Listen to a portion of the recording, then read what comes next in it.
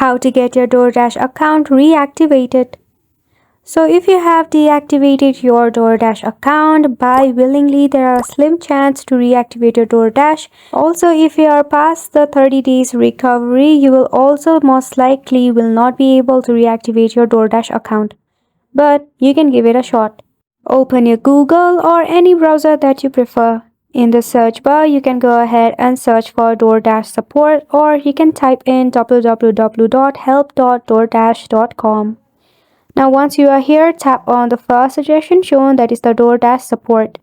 Go to customer support, which is the first option. Now wait for the options to load.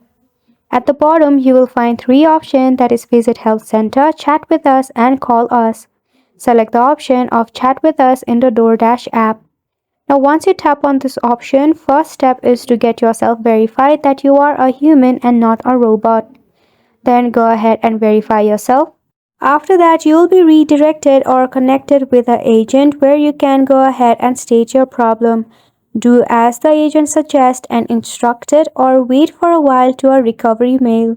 Now once you do that, your account can be recovered.